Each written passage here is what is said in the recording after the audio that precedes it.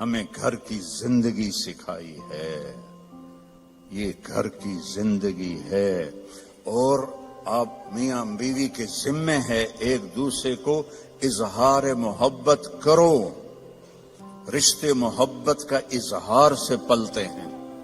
ایک آپ کو واقعہ سناتا ہوں. عرب میں بیوی سے عشق کا بتانا بہت عیب تھا.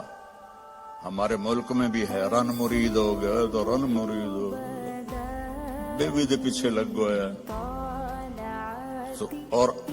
اور گرل فرینڈ کے لیے اشعار تھے, اشعار کھلم کھلا شعر پڑھتے تھے. ہم کو 2-4 شعر سناتا ہوں. وَهَلْ تَبْكِينَ لَيْلَا, لیلا مجنو کا نام تو سنا ہوا نا. تو یہ مجنو تو ہمارے یہاں مشہور, اس کا نام تھا توبہ. توبہ کم توبہ لا نہیں کی تھا نہ توبہ ہے یودا.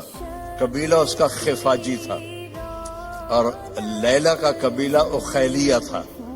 تو کھلم کھلا کہہ رہا ہے وَهَلْ تَبْكِينَ لَيْلَا إِذَا مِتُّ قَبْلَهَا وَقَامَ عَلَى قَبْرِ النِّسَاءُ النَّوَائِحُ. یہ ایک شعر ہو گیا, اس میں لیلا کا نام. كَمَا لَوْ أَصَابَ الْمَوْتُ لَيْلَا بَكَيْتُهَا وَجَادَ لَهَا دَمْعٌ مِّنَ الْعَيْنِ صَافِحُ. کوئی شرم نہیں آ رہی اسے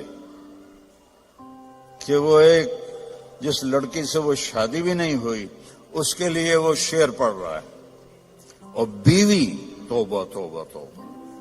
اب اس ماحول میں آپ مسجد نبوی میں بیٹھے ہیں اور مجمع بیٹھا ہوا ہے اور ایک شخص آتا ہے, وہ آپ سے زور سے پوچھتا ہے من احب الناس الیک یا رسول اللہ, آپ کو سب سے زیادہ کس سے پیار ہے یا رسول اللہ؟ تو آپ کہتے عائشہ.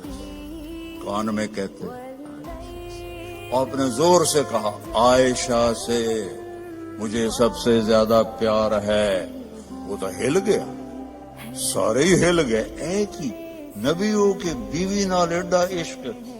تو انہوں نے فوراً بات بدلی. نہیں نہیں نہیں یا رسول اللہ, میرا مطلب ہے مردوں میں سب سے زیادہ کس سے پیار ہے. تو آپ کو پتہ چل گیا نو گل ہضم نہیں ہوئی. آپ نے کہنا تھا ابو بکر سے, تو آپ نے فرمایا عائشہ کے ابا سے مجھے اس کے بعد سب سے زیادہ پیار. یہ زندگی ہے.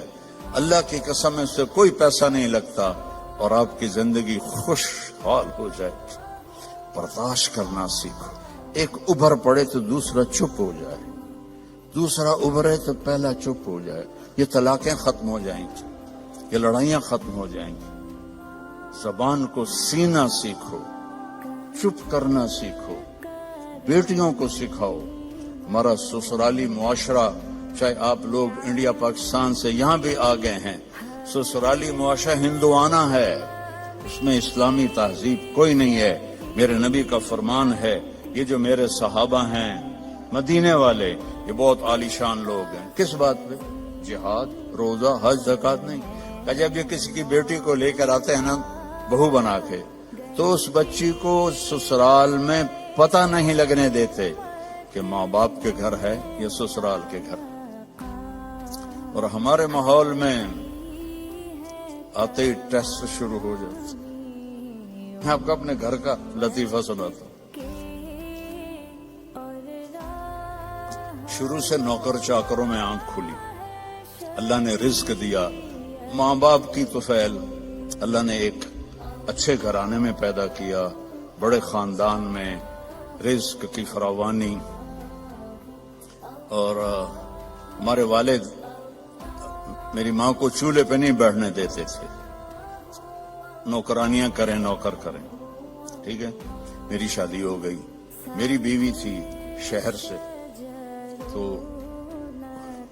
فیصلہ آباد, میں ملتان کے پاس میرا گاؤں. لینگویج بالکل مختلف. ہماری بڑی ٹھیٹ اور کڑکتی ہوئی لینگویج تھی. تو بیچاری ویسی گھبرائی رہتی تھی. اب ماسیاں چاچیاں کٹھی ہو گئی. ذرا سننا,